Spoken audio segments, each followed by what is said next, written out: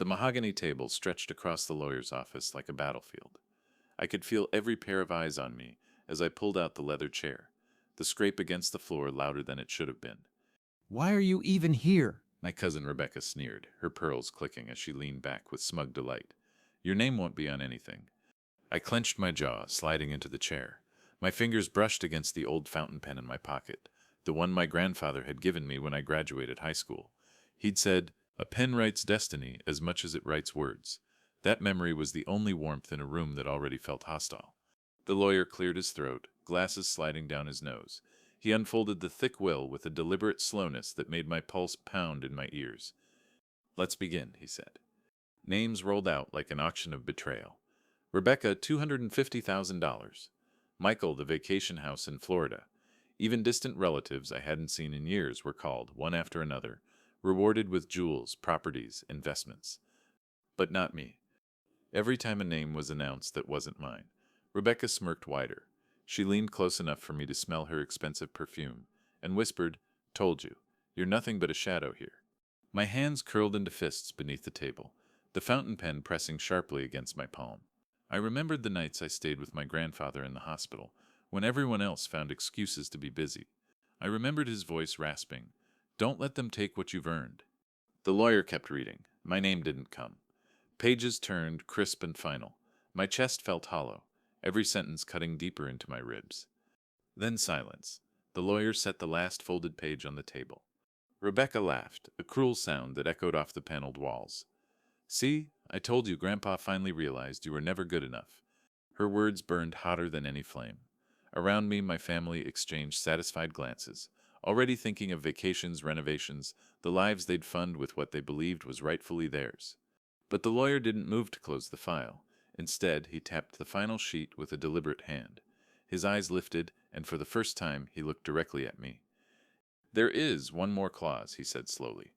Rebecca's laughter died in her throat. The room shifted, like the air itself was holding its breath. I tightened my grip on the fountain pen, my heart pounding so loud I could barely hear the lawyer's next words. The lawyer's words hung in the air, but my mind had already slipped backward in time. The smell of disinfectant and stale coffee filled my memory. The hospital room where I'd spent countless nights beside my grandfather's bed. His hand, veined and fragile, would rest in mine as the heart monitor beeped steadily. "You're the only one who stays," he had whispered once, his voice cracked like dry wood. "Don't forget that when the time comes." Back then, I hadn't understood what he meant. Now, surrounded by relatives who wore greed like perfume, I could feel the weight of those words pressing against my chest. Rebecca sat across from me, twirling the diamond bracelet she'd already claimed as hers long before today. My Uncle James tapped impatiently on the table, muttering about golf reservations, as if my grandfather's life's work were just a minor inconvenience delaying his tea time. None of them had been there at 2 a.m. when my grandfather couldn't breathe. None had seen the way his eyes softened only when he saw me walk into the room with his favorite crossword puzzle tucked under my arm. I had. The lawyer shuffled papers, the crisp sound dragging me back to the present. My stomach knotted, but I forced my eyes to remain steady, my fingers brushing against the fountain pen in my pocket once again. Its metal was cool, grounding. I remembered the day he gave it to me. I was 18, nervous about starting college, unsure if I was making the right choices. We'd sat on the porch of his old farmhouse, cicadas buzzing in the humid July air, while he slid a small wooden box toward me. Inside was the pen, black with a thin gold band, elegant but unassuming. "This pen isn't just for writing," he'd said, his weathered face breaking into a smile.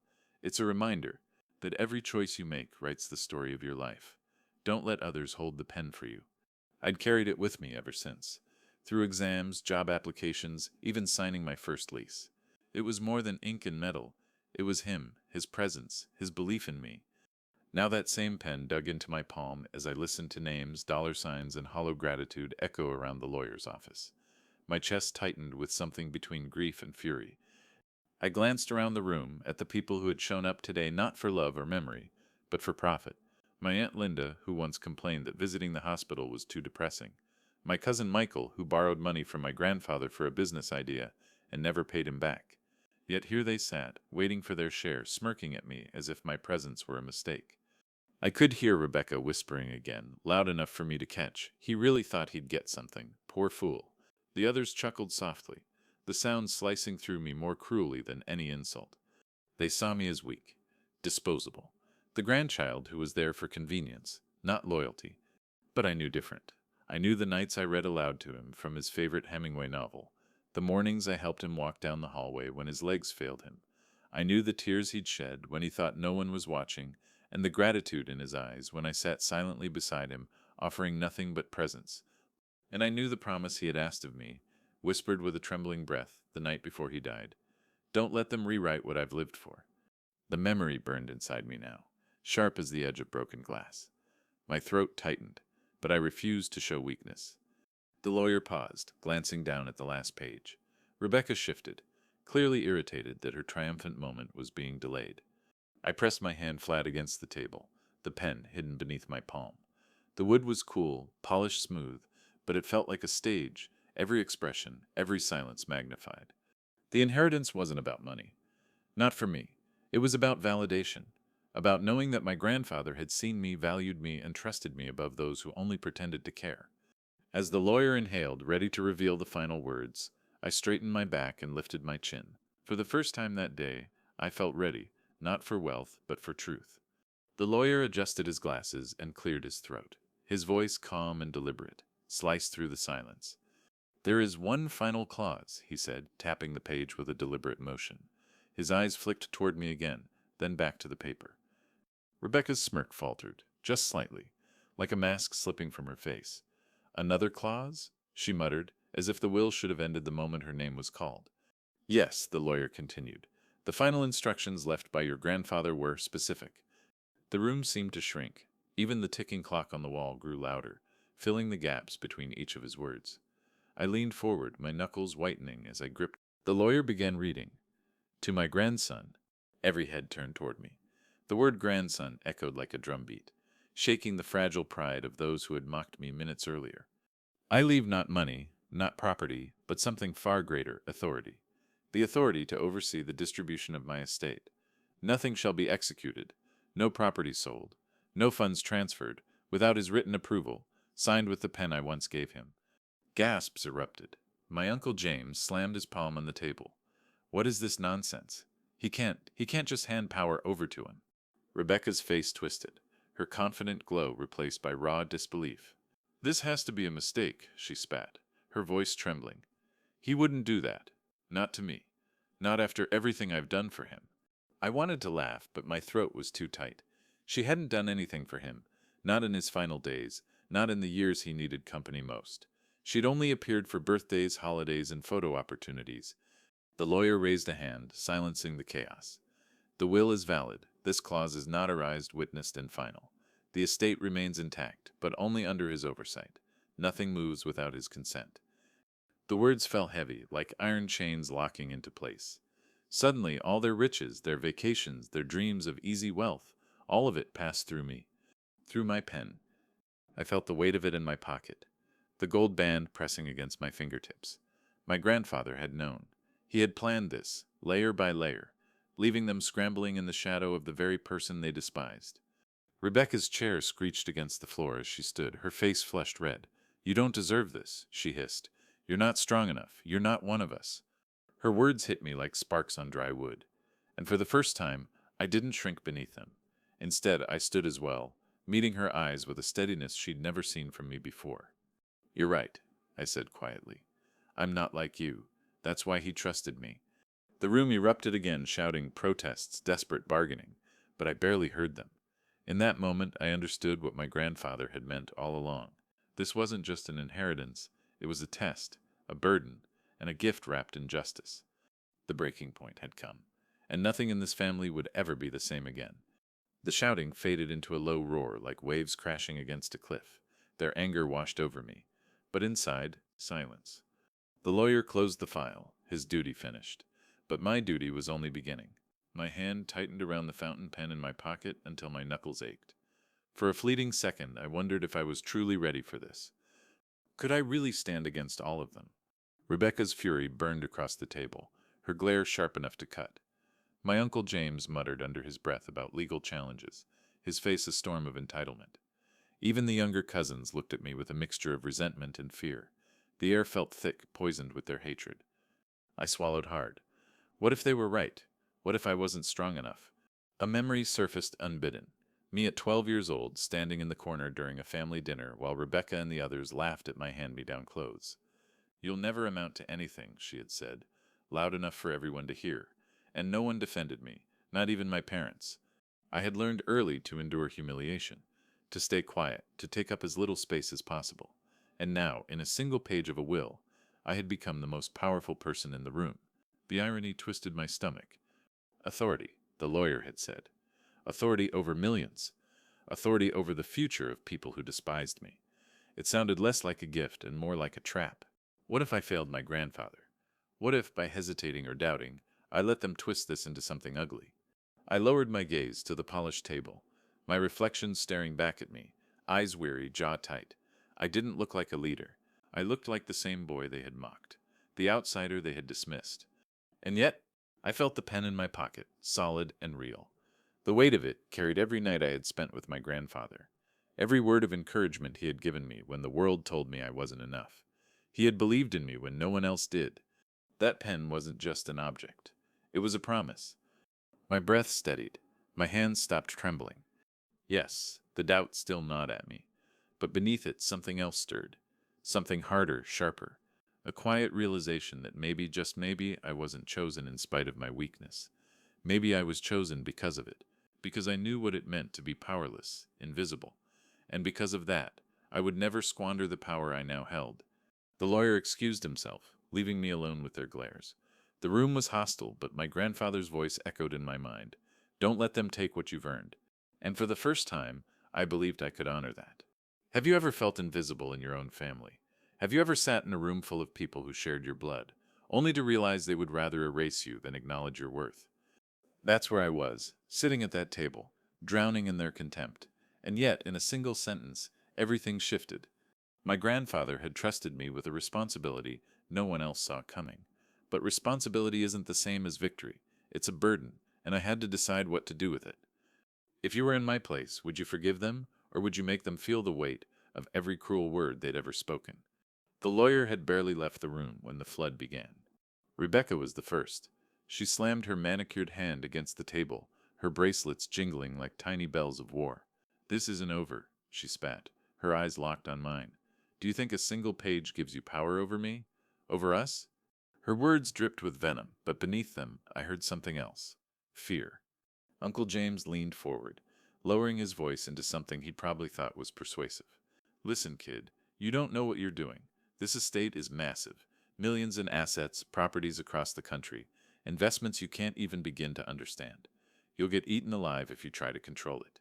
Hand over the authority and we'll make sure you get compensated, like I was some outsider they could buy off, the same way they hired contractors to polish their lives."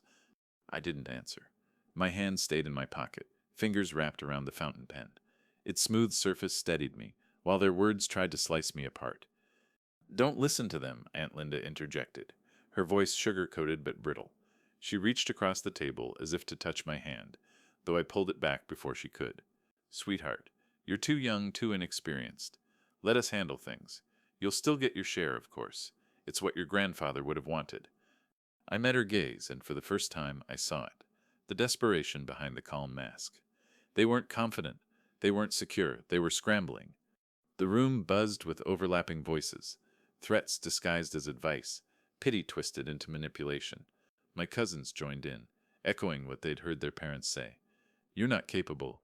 You'll ruin everything. You don't belong in charge." Each sentence felt like a stone hurled at my chest, threatening to crack open the fragile resolve I'd just begun to build. And yet, beneath the noise, I remembered nights in the hospital, when my grandfather would whisper his lessons into the silence. Strength isn't about shouting the loudest. It's about standing when everyone else wants you to fall. I stood now, slowly, letting my chair scrape against the floor. The noise faltered, every pair of eyes locked on me. "I may not understand every asset," I said, my voice low but steady. "I may not have degrees in finance or law, but I do understand one thing. Trust.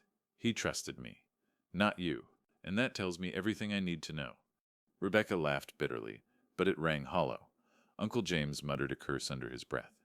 The cousins looked at one another, unsure whether to continue their attack or retreat.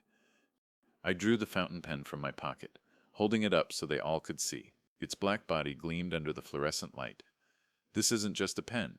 This is his mark. Nothing moves without this ink. And this ink, I said, tapping it against the table, answers only to me. For a moment, silence stretched across the room. It was fragile, trembling, but it was mine. Then Rebecca leaned closer, her voice barely above a whisper, but sharp enough to pierce through the quiet. You think you've won, but you have no idea what you've started. Her words slithered into my mind, planting seeds of doubt. What if she was right? What if they had more power, more influence than I could ever fight against? Still, I didn't flinch. I slid the pen back into my pocket, meeting her glare with one of my own. Maybe, but I'm not the one who's afraid right now. You are. Her jaw tightened, but she didn't reply.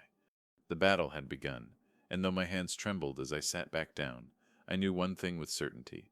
I had no intention of surrendering. The days after the will reading unfolded like a storm gathering force. It started with calls. Dozens of them. First polite, then pleading, then demanding. Rebecca's voice filled my voicemail, each message sharper than the last. Sign the release forms and we'll make sure you get something. Don't be foolish. You're only hurting yourself. Uncle James took a different approach. He showed up at my apartment one evening, his expensive cologne seeping into the hallway before I even opened the door. He held a bottle of scotch in one hand, forcing a smile. Let's talk, just the two of us, he said. Man to man, but his eyes betrayed him. There was no warmth in them, only calculation. He wanted me drunk, pliable, easier to manipulate. I didn't let him pass the threshold. You're making a mistake, he warned, his voice dropping an octave. This family can turn on you faster than you think. As if they hadn't already. By the end of the week, the tactics shifted. My Aunt Linda sent carefully worded emails about responsibility and burden. She even attached spreadsheets of estate assets, with highlighted sections suggesting how I might sign over decision-making power to her for convenience. Every message was a trap wrapped in concern. But the one that rattled me most came from Rebecca. She cornered me outside the lawyer's office after a follow-up meeting, her heels clicking against the marble floor like a countdown. You don't understand how dangerous this is, she hissed, stepping so close I could see the tension in her jaw. We're not just talking about money. There are people with stakes in these properties. Contracts, partnerships, obligations. You're out of your depth. I met her glare, though inside doubt coiled like a serpent in my gut. What if she was right? What if I was sitting on a throne I couldn't hold, a target painted on my back? I reached for the fountain pen in my pocket, grounding myself in its cool weight. My grandfather's voice seemed to whisper through it, steadying me. The pen writes destiny as much as it writes words. Then maybe, I told Rebecca, it's time someone rewrote the story. Her lips curled into something between a sneer and a smile. You're playing a game you can't win. That night, I couldn't sleep. I sat at my desk, the estate files spread across the surface like maps of a battlefield. Contracts, deeds, investments, layers of wealth built over a lifetime, now hanging on my signature. And with every document I touched, I saw the faces of my family. Not grateful, not united, but hungry. Predators circling prey. Part of me wanted to cave, to sign one of their endless forms, just to quiet the storm. But another part, the part that remembered hospital nights, whispered promises, and my grandfather's trembling hand in mine, refused. They had treated him as an ATM, a name on a bank account, a house to plunder.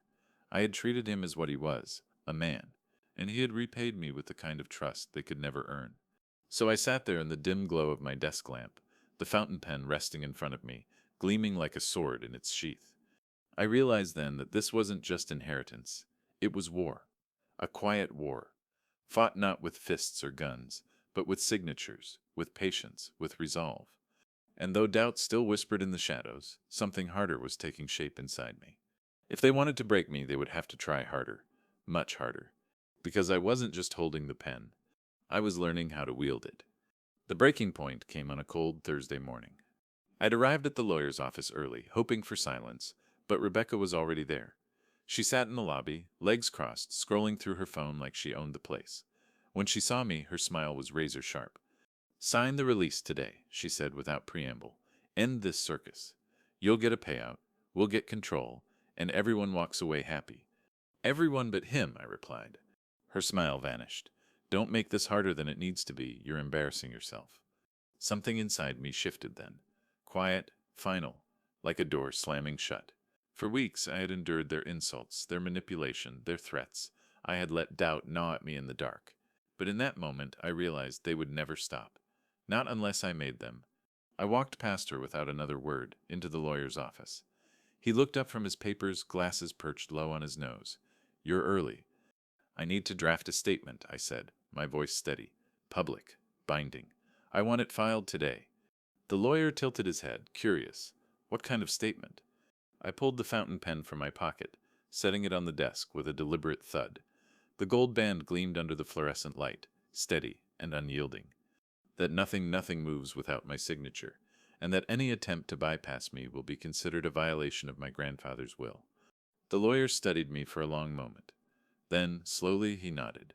"It will rattle them, but it will also lock you in. Once this is filed, there's no backing out. Are you ready for that?" I thought of my grandfather, frail in his hospital bed, whispering, "Don't let them take what you've earned." I thought of every insult, every smirk, every time they had made me feel small. "Yes," I said, "I'm ready." The statement was drafted that morning. Short, precise, unshakable. I signed it with a fountain pen, the ink flowing like a seal of war. When I walked out of the office, Rebecca was waiting. She rose to her feet, her eyes narrowing at the sight of the paper in my hand. "What did you do?" I didn't answer. I didn't need to. Later that afternoon, the message went out to every heir, a copy of the signed declaration attached, legal and binding. The calls started almost immediately. James raged, his voice a storm of curses. Linda wept, begging me to reconsider. Cousins threatened lawsuits. Rebecca didn't call at all. She just sent one text. "You'll regret this." But I didn't feel regret. For the first time since the will reading, I felt clarity. The line had been drawn. There was no going back. And though the road ahead promised nothing but conflict, I knew one thing for certain. I had finally taken control of my own story. For 3 days, silence. After the storm of phone calls and threats, the sudden quiet felt almost unsettling.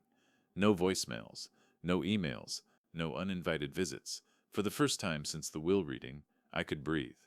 I convinced myself it was over, that maybe, just maybe, they had realized the futility of fighting. On Sunday afternoon, Aunt Linda called. Her voice was softer than I'd ever heard it, like velvet smoothed over glass. "We've been harsh," she admitted. "This has been difficult for everyone.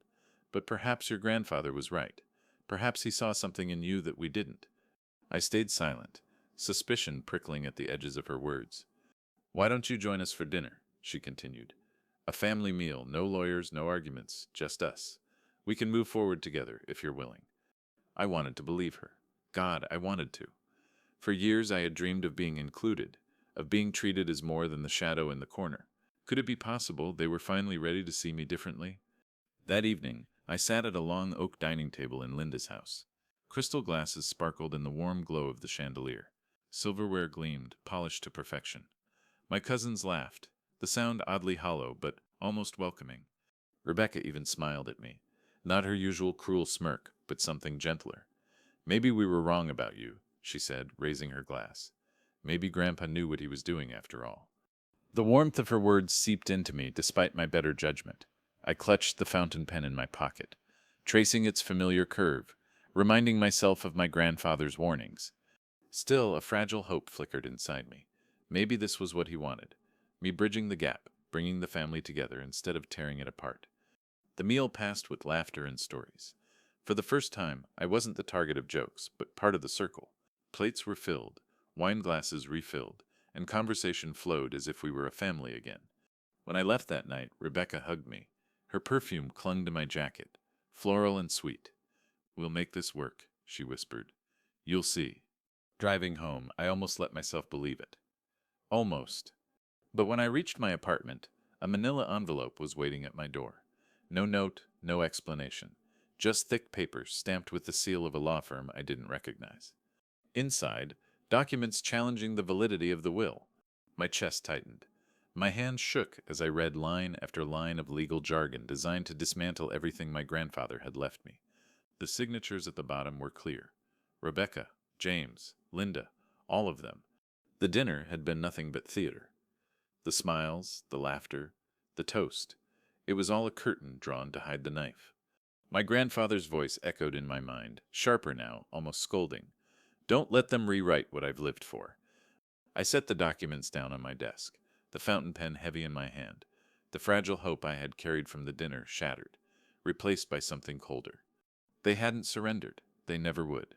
And if they wanted war, they had just declared it. I didn't sleep that night. The legal documents spread across my desk stared back at me like vultures circling a dying animal. Their challenge was precise, coordinated. They weren't just coming after the will, they were coming after me. By dawn, I was exhausted, my eyes gritty from hours of rereading the same paragraphs. That's when I noticed it. A line buried deep in the original copy of the will. I'd skimmed over it before, distracted by the shock of the inheritance. But now, under the thin light of morning, it glowed like a hidden beacon. All matters of estate are to be overseen by my grandson, provided he makes use of the sealed addendum left in the possession of my attorney. My breath caught. Sealed addendum? I called the lawyer the moment his office opened. His tone was calm, but I caught the faintest hint of surprise when I mentioned the clause. Ah, he said slowly. So you've found it. Within an hour, I was in his office again. He retrieved a small safe from the corner and spun the dial with practiced hands. Inside lay a slim envelope, yellowed at the edges, sealed with wax pressed into the shape of my grandfather's initials. This was his final instruction, the lawyer explained. He asked that it only be opened if you recognize the clause on your own. My hands trembled as I broke the seal. Inside was a single sheet of paper, handwritten in my grandfather's steady script. If you are reading this, it means you carry not just my authority, but my resolve. I knew they would fight you. I knew they would try to break you. That is why I left you more than control. I left you knowledge. The letter went on to describe accounts, properties, and business ventures my family didn't even know existed. Hidden assets, quietly built over decades, shielded under trusts that named me and only me as the sole beneficiary. Rebecca, James, Linda, they thought they were fighting for the estate they knew. They had no idea of the wealth waiting just beyond their reach. Protected by layers of planning, only my grandfather and his lawyer understood. My chest tightened as I read the final lines. The pen was never about ink. It was about courage. Use it to sign when you must. But more importantly, use it to refuse when you should. The family will hate you for it. But one day they will understand. And if they don't, let history remember that at least you did. I folded the letter with reverence, sliding it back into its envelope.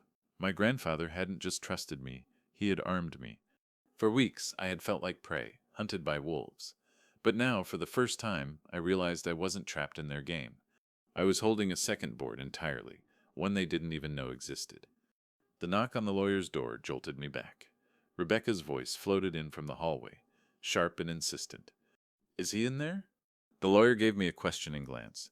I slipped the letter into my jacket pocket, fingers brushing against the fountain pen. Yes, I said, my voice steady. Let her in. This time, I was ready. Have you ever discovered a truth that changes everything? One piece of information that flips the board in your favor, just when everyone thought you were finished? That was the moment I held my grandfather's secret letter. For weeks I believed I was cornered, trapped by their schemes. But in a single page, the entire game shifted. Still, power can be dangerous. It can turn you into the very thing you swore you'd never become. And as I sat there, clutching the fountain pen and that hidden addendum, I had to ask myself, would I use this secret to defend his legacy, or to finally make them pay for everything they'd done to me? The meeting was scheduled for a Tuesday morning. The lawyer had called it at my request, summoning every heir to his office. When I arrived, the conference room buzzed with tension. Rebecca sat stiff-backed, her lips pressed into a thin line. James leaned heavily on the table, arms crossed, eyes narrowed. Linda avoided my gaze, fidgeting with the clasp of her purse. I placed the fountain pen on the table in front of me, letting its presence speak before I did. The lawyer cleared his throat. As requested, we are here to address the latest developments regarding the estate. I remind you that all discussions are legally recorded. Good, Rebecca snapped. Then this circus will finally end. We've filed our challenge, and soon the court will recognize what a mistake it was to give him power. Her words stung, but I didn't flinch.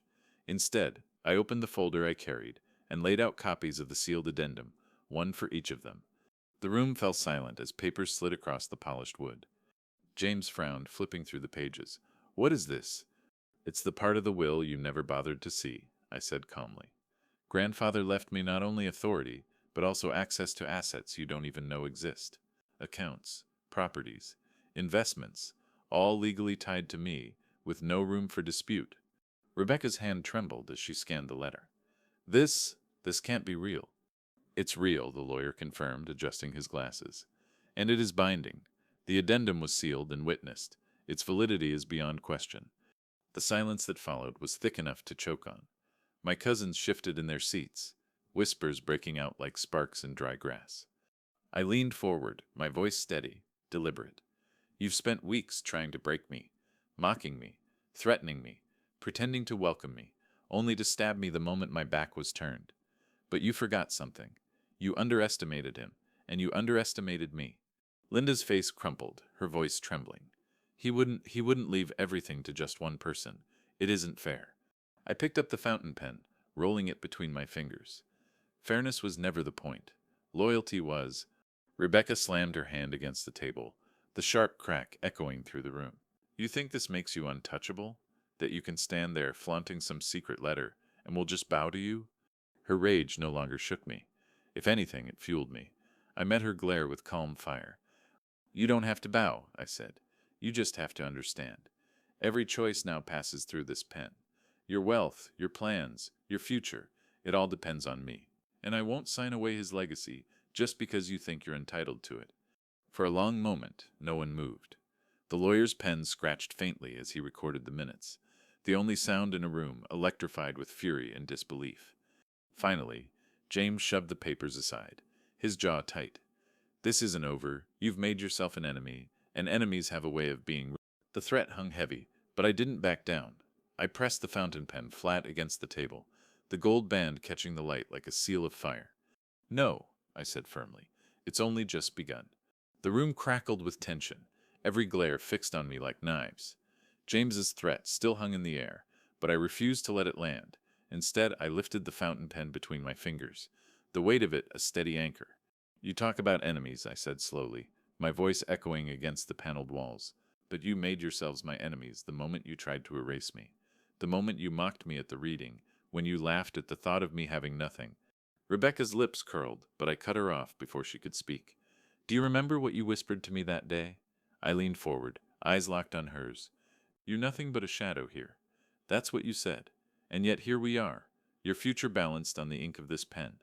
Her face flushed, fury and humiliation warring in her expression. I turned then to the lawyer. Please note this on the record. Under no circumstances will I release funds, property, or assets until I see concrete proof that every outstanding debt owed to my grandfather is repaid.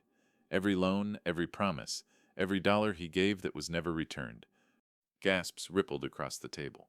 Michael, my cousin who had borrowed money for his failed business, paled instantly.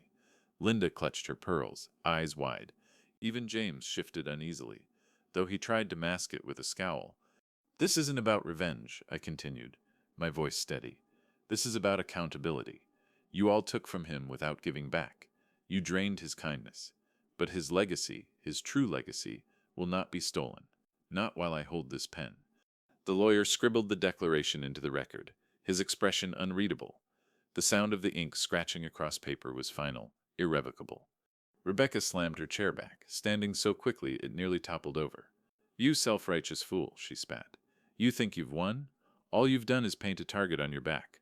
We'll fight you in court, in the press, everywhere. You won't survive this. I rose too, my hands still wrapped around the pen. My heart thundered, but my voice was calm. Then fight. Drag my name through the mud. Hire your lawyers. Spread your lies. Do whatever you think will save you. But remember this. He trusted me, not you, and that trust is something you can't erase, no matter how much money you throw at it. The room fell into a heavy silence. For the first time, I saw not arrogance in their faces, but doubt. A seed of fear planted deep, taking root. The lawyer closed the file with a decisive snap. This session is concluded. One by one, they gathered their things, their fury barely contained. Rebecca was the last to leave. She stopped at the doorway, turning just enough to let her venom spill one last time. This isn't the end, she hissed.